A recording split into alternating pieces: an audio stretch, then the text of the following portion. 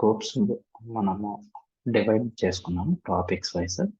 First flows and asynchronous scopes గురించి discuss చేద్దాం first సెషన్లో. Okay, and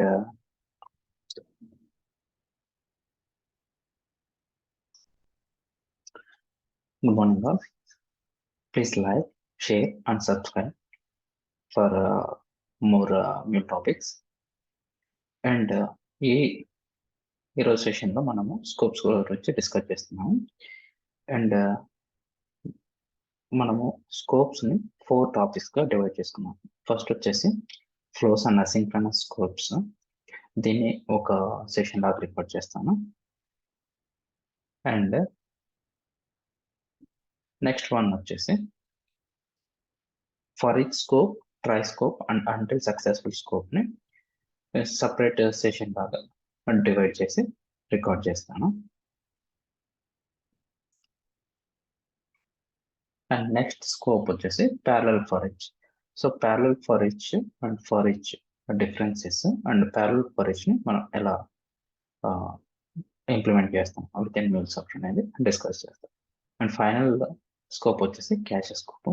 so cash scope ఎలా వర్క్ అవుతుంది, మనము ఏ టైంలో యూజ్ చేస్తాం అనేది డిస్కస్ చేద్దాం. సో బేసికల్లీ 4 టాపిక్స్ ఉంటాయి. ఇన్ సేమ్ సెషన్ అయితే మనము టూ మచ్ టైం పడుతుంది కాబట్టి వీటిని సబ్ టాపిక్స్గా డివైడ్ చేసి సపరేట్ సెషన్స్ లాగా రికార్డ్ చేస్తున్నాం. మీరు స్కోప్స్ గురించి చూడాలనుకున్నప్పుడు ఆ 4 సెషన్స్ని కంప్లీట్గా వాక్ త్రూ చేయండి. సో మీకు బెటర్ ఐడియా వస్తుంది. Thank you. Good morning all. మనం ప్రీవియస్ సెషన్లో రౌటర్స్ గురించి నేర్చుకున్నాము. Chaas router, scatter gather, round robin and first successful. Okay, and ఈ సెషన్లో మనము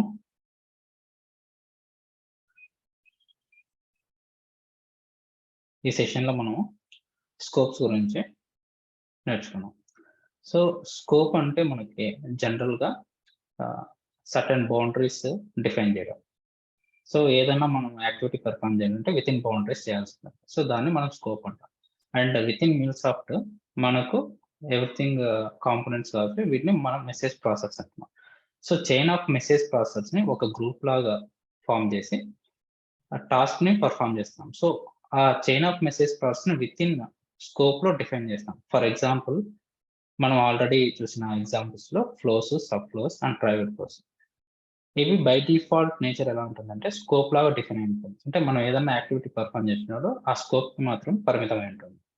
ఫర్ ఎగ్జాంపుల్ మనం ఏదైనా employees data తెచ్చుకోవాలనుకున్నాం.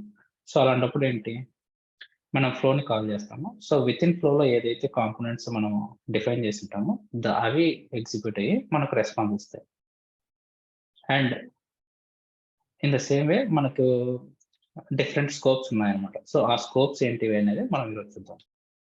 Different types of స్కోప్స్లో మనకి first flows, sub flows, private flows and next వచ్చేసి అసింక్రనస్ స్కోప్ ఉంటుంది. ఈ ఫ్లోస్, సబ్ ఫ్లోస్ అండ్ అసింక్రనస్కి డిఫరెన్స్ ఎక్కడ వస్తుందంటే ఫస్ట్ది సింక్రనస్గా ఎగ్జిక్యూట్ అవుతుంది, అంటే రియల్ టైం రెస్పాన్స్ వస్తుంది అండ్ సేమ్ థ్రెడ్ యూజ్ చేసుకుంటుంది.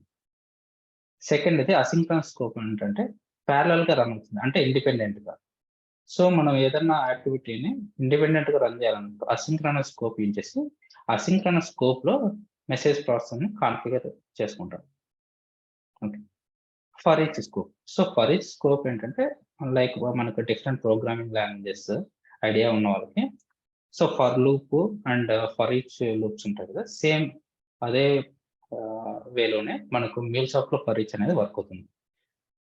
Okay, and try scope. So try scope వచ్చేసి మనకు కాంపోనెంట్స్ని బిల్డ్ చేస్తున్నప్పుడు ఆ కాంపోనెంట్స్ పర్టికులర్ కాంపోనెంట్ ఏదైనా ఎక్సెప్షన్ త్రో చేసినప్పుడు వాటిని క్యాచ్ చేసి ఆ ప్రాసెస్ని కంటిన్యూ చేయాలా లేదంటే మళ్ళీ ఎర్రర్ని రీత్రో చేయాలా అనేది ఆ పర్పస్ కోసం కాంపోనెంట్ లెవెల్ ఎక్సెప్షన్ హ్యాండ్లింగ్ కోసం మనం ట్రై స్కోప్ యూజ్ చేస్తాం. And parallel for each. So parallel for each వచ్చేసి మనకు ఒక కలెక్షన్ లిస్ట్ ఆఫ్ ఎలిమెంట్స్ మీద వర్క్ అవుతుంది. ఈ parallel for each and for each కి డిఫరెన్స్ సింపుల్ గా ఎలా అంటే ఫర్ ఈచ్ సీక్వెన్షియల్ గా రన్ అవుతుంది for each message, and parallel for each వచ్చేసి ప్యారలల్ థ్రెడింగ్ ఉంటుంది. సో ఫర్ ఎగ్జాంపుల్ మనకి 3 or 4 మెసేజెస్ కలెక్షన్స్ లో ఉన్నప్పుడు సో ఎవరీ మెసేజ్ అనేది ఇండివిజువల్ గా సపరేట్ థ్రెడ్ మీద రన్ అవుతుంది ప్యారలల్. సో మనకి పర్ఫార్మెన్స్ అనేది ఇంప్రూవ్ అవుతుంది ప్యారలల్ ఫర్ ఈచ్ యూజ్ చేయడం వల్ల. And until successful. So until successful వచ్చేసి మనం ఏవైనా components with in until successful scope లో డిఫైన్ చేస్తే ఆ కాంపోనెంట్స్ ఏదన్నా ఎక్సెప్షన్ అక్కరైతే ఆర్ ఎర్రర్ అదేం చేస్తుంది, ఎర్రర్ ని త్రో చేస్తుంది. సో ఆ ఎర్రర్ త్రో చేసినప్పుడు మనము డైరెక్ట్ ఎర్రర్ త్రో చేయకుండా సమ్ టైమ్స్ ఏమవుతుందంటే ఎక్స్టర్నల్ కనెక్టర్స్ ఏమైనా ఉంటే వాడి కనెక్టివిటీ ఫెయిల్ అవుతుంది. సో సిస్టమ్స్ డౌన్ అయినప్పుడు ఆ సినారియోస్ ఏం చేస్తామంటే మనము రీట్రై చేయాల్సి వస్తుంది. సో ఆ రీట్రై కోసము అంటిల్ సక్సెస్ఫుల్ ని యూజ్ చేసుకొని నెంబర్ ఆఫ్ రీట్రైస్ ఇట్లా కాన్ఫిగర్ చేస్తే ఆ నెంబర్ ఆఫ్ రీట్రైస్ మనం 2 times ఇచ్చినప్పుడు ఫస్ట్ టైం నార్మల్ గా ఎగ్జిక్యూట్ అవుతుంది అండ్ అడిషనల్ గా 2 more times ఎగ్జిక్యూట్ అవుతుంది బిఫోర్ అది ఫైనల్ ఎక్సెప్షన్ ని త్రో చేసే ముందు. ఫర్ ఎగ్జాంపుల్ 3 times తర్వాత కూడా ఫెయిల్ అవుతుంటే అప్పుడు యాక్చువల్ ఎర్రర్ ని త్రో చేస్తుంది. And cash. So cash scope ఏంటంటే మనము ఒక యాక్టివిటీ పర్ఫామ్ చేస్తున్నాము, అది ఫ్రీక్వెంట్ గా డేటా చేంజ్ అవ్వదు అనుకోండి. సో డేటా చేంజ్ అవ్వదు కాబట్టి మనం ఏం చేస్తామంటే ఒక క్యాష్ అంటే స్టోర్ చేసుకుంటాం, డేటా వచ్చిన రిజల్ట్ ని స్టోర్ చేసుకుంటాం. సో స్టోర్ చేసుకుని నెక్స్ట్ రిక్వెస్ట్ మనకి ఫ్లోకి కానీ విత్ ఇన్ ప్రాసెస్ కి వచ్చినప్పుడు మనం మెసేజ్ ప్రాసెస్ అన్ని ఎగ్జిక్యూట్ చేయకుండా స్టోర్డ్ అయిన రిజల్ట్ ని రెస్పాన్స్ లాగా సెండ్ చేస్తాం. సో అంటే ఇక్కడ క్యాష్ డేటాని మనం రిజల్ట్ లాగా సెండ్ చేస్తాం. సో విత్ ఇన్ క్యాష్ ఏమవుతుందంటే మల్టిపుల్ మెసేజ్ ప్రాసెస్ ని మనం కాన్ఫిగర్ చేసుకోవచ్చు. ఇప్పుడు మనము 1 by 1 ఎగ్జాంపుల్స్ తో చూద్దాము. సో ఇవి మన యూజ్ కేసెస్, వీటిని 1 by 1 చూద్దాము. వీటిలో flow, sub flows and private flow already చూసాం ఎంప్లాయీస్ ఎగ్జాంపుల్ ద్వారా. అండ్ జస్ట్ ఒకసారి రన్ చేసి సపరేట్ ఒక అసింక్రనస్ ఫ్లో క్రియేట్ చేద్దాము. అసింక్రనస్ ఫ్లో నుంచి వితౌట్ అసింక్రనస్ స్కోప్ ఎగ్జిక్యూట్ చేసినప్పుడు ఎలా రిజల్ట్ వస్తున్నాయి కన్సోల్ లాగ్స్ లో చూద్దాం. ఓకే, ఎంప్లాయీస్ ఏపీకి వెళ్తున్నాం. సో ఇక్కడ ఎంప్లాయీస్ ఏపీలో మనం ఏం చేస్తున్నాం అంటే new configuration file, scopes. Okay, ఈ స్కోప్స్ క్యాన్వాస్ లో మెయిన్ ప్యాలెట్ నుంచి కాంపోనెంట్ డ్రాగ్ చేద్దాం. సో మనం అనుకున్నాం ఒక అసింక్రోనస్ ఫ్లో క్రియేట్ చేద్దాం. సో నేమ్ ఇస్తున్నాను అసింక్ ఫ్లో అని, HTTP లిజనర్ యాడ్ చేస్తున్నాను.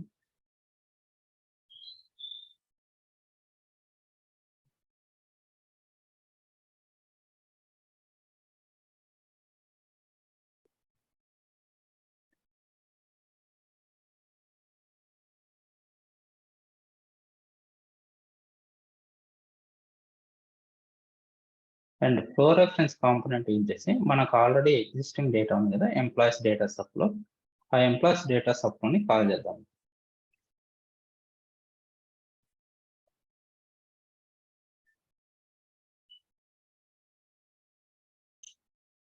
సో బేసికలీ ఈ ఎంప్లాయీస్ డేటాని మనం ఏం చేద్దాం అనుకున్నాం, ఫర్ ఎగ్జాంపుల్ ఈ ఎంప్లాయీస్ డేటా వచ్చిన తర్వాత ఆ ఎంప్లాయీస్ న్యూ జాయినీస్ కాబట్టి ఆ న్యూ జాయినీస్ అందరికి వెల్కమ్ మెయిల్ సెండ్ చేయాలనుకో. సో వెల్కమ్ మెయిల్ సెండ్ చేయాలన్నప్పుడు మనం ఇంకో మెసేజ్ ప్రాసెస్ ని కాన్ఫిగర్ చేయాలి. సో ఈ సినారో జస్ట్ ఒక లాగర్ ని అండ్ సెట్ పేలోడ్ ని సెట్ చేసుకున్నాం.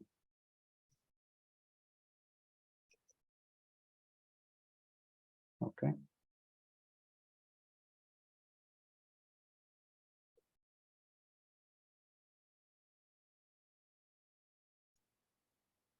Okay, welcome to new joinees అని మెయిల్ సెండ్ చేయాలి.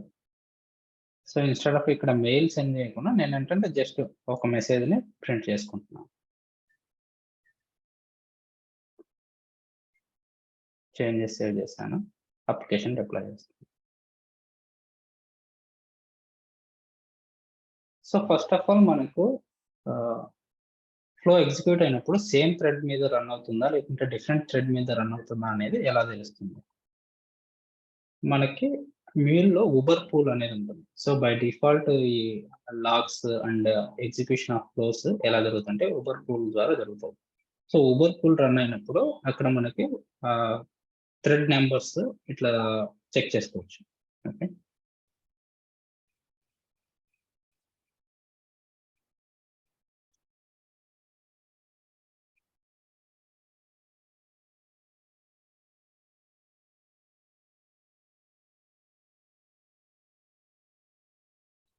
పోస్ట్ మ్యాన్ ఓపెన్ చేశాను. అసింక్ స్కోప్స్ లోని నేను కాల్ చేస్తాను. సో ఇప్పుడు అసింక్ ఫ్లోని మనం కాల్ చేస్తున్నప్పుడు ఎగ్జిక్యూషన్ ఎలా జరుగుతుందో చెక్ చేద్దాం.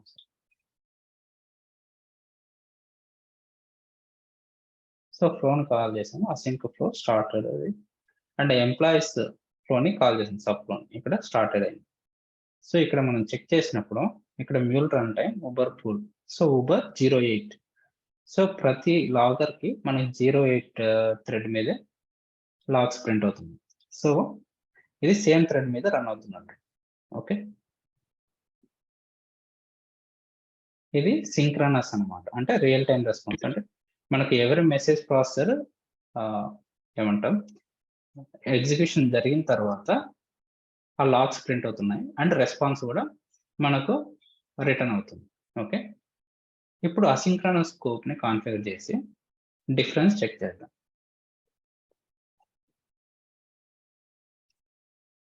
ఇక్కడ అసింక్ స్కోప్, సో మనం మ్యూల్ ప్యాలెట్ లోకి వెళ్ళేసి కాంపోనెంట్ కోర్ కాంపోనెంట్ అసింక్ ని డ్రాగ్ అండ్ డ్రాప్ చేద్దాం. అండ్ ఈ కాంపోనెంట్ లోకి మన లాగర్ అండ్ సెట్ పేలోడ్, ఈ రెండు కాంపోనెంట్స్ మనం అసింక్ స్కోప్ లో పెడదాం. అండ్ ఇప్పుడు రీడిప్లాయ్ చేస్తున్నాను.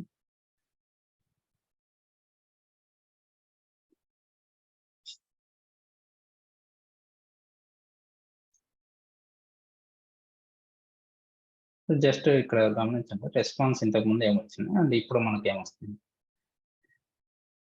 ఓకే, సో ఇప్పుడు మనకు రెస్పాన్స్ ఎంప్లాయీస్ లిస్ట్ వస్తుంది. సో మనం ఏదైతే ఎంప్లాయీస్ లిస్ట్ కాన్ఫిగర్ చేసామో విత్ ఇన్ డేటా సెట్స్ ఫ్లోలో ఆ రెస్పాన్స్ వస్తుంది. అది ఎందుకు ఏంటంటే మనం ఇక్కడ చెక్ చేద్దాం. సో లాగ్స్ ఓపెన్ చేస్తున్నాము. ఈ లాగ్స్ లో ఇక్కడ మనం చెక్ చేసినప్పుడు ఈసారి ఉబర్ పూల్ లో 10 ఎగ్జిక్యూట్ అవుతుంది థ్రెడ్, ఫస్ట్ 3 లాగర్స్. ఓకే, అంటే అసింక్ ఫ్లోది ఫస్ట్ స్టార్టింగ్ లాగర్ ఇది, అండ్ దాని తర్వాత loggers flow component flow reference కాబట్టి సో ఫ్లో రెఫరెన్స్ లో ఉన్నా కూడా సీక్వెన్షియల్ గా ఎగ్జిక్యూట్ అవుతుంది. ఓకే, నెక్స్ట్ ఇది వచ్చేసి ఆ ఫ్లో కంప్లీట్. దాని తర్వాత component logger and set payload ఉంది మనకి. సో లాగర్ కాంపోనెంట్ కాబట్టి ఇది ప్రింట్ అవుతుంది, అంటే ఇది ప్రింట్ అయ్యేది మనకు 09 ఊబర్ పూల్ ఏజెంట్ మీద రన్ అవుతుంది. ఓకే, సో మనకు డిఫరెన్స్ వచ్చేసి ఇది ఊబర్ 10 అండ్ ఇది ఊబర్ 09 ఏజెంట్స్ మీద రన్ అవుతున్నాయి కాబట్టి వీటిని different or independent threads consider చేయొచ్చు. ఓకే, అది యూస్ కేస్. బేసికలీ మనం ఎటువంటి సినారియోలో ఈ అసింక్రనస్ స్కోప్ ని యూజ్ చేయాల్సి వస్తుంది. ఇప్పుడు ఏంటి, మనము ఒక ఎంప్లాయీస్ డేటాని ఫెచ్ చేసుకోవాలి, న్యూ ఎంప్లాయీస్ ఎవరైనా ఉన్నారు. సో న్యూ ఎంప్లాయీస్ డేటాని ఫెచ్ చేసుకోవడం కోసం మనం డేటాబేస్ కాల్ చేస్తాం. సో డేటాబేస్ కాల్ చేసిన తర్వాత ఆ ఎంప్లాయీస్ లిస్ట్ని గ్యాదర్ చేసుకుని జస్ట్ ఎంప్లాయీస్ నేమ్ మనం తీసుకుంటాము. ఆ ఎంప్లాయీస్ నేమ్ తీసుకొని ఒక మెయిల్ కంపోజ్ చేసి ఎంప్లాయీస్ గ్రూప్, అంటే మన టోటల్ ఆర్గనైజేషన్ గ్రూప్ ఉంటుంది కదా, ఆ ఆర్గనైజేషన్ గ్రూప్ కి మెయిల్ సెండ్ చేయాలనుకో. సో ఆ సినారియోలో మనకు రిక్వెస్ట్ చేస్తున్న సోర్స్ సిస్టమ్ కి ఓన్లీ ఎంప్లాయీస్ లిస్ట్ ఇస్తే చాలు, బట్ ఇంటర్నల్ గా మనము మెయిల్ సెండ్ చేయాలి. సో ఈ ప్రాసెస్ లో ఏంటి, ఆ మెయిల్ సెండింగ్ అనేది అసింక్రనస్ ప్రాసెస్. అంటే మనము ఆ డేటా ఆ రెస్పాన్స్ అనేది కన్జ్యూమర్ అప్లికేషన్కి రిటర్న్ చేయాల్సి ఉంటుంది. ఆ సినారియోలో మనం అసింక్రనస్ స్కోప్ ని యూజ్ చేయొచ్చు. ఓకే, సో దాన్ని ఇక్కడ మెన్షన్ చేశాను. అసలు యూజ్ కేస్ ఏంటి, ప్రాసెస్ ని ఎలా ఇంప్లిమెంట్ చేస్తున్నాము.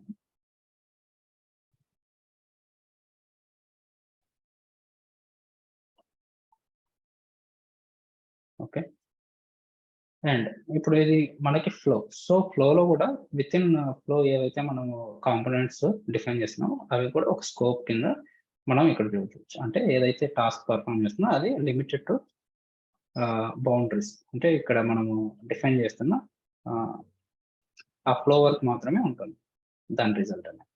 ఓకే,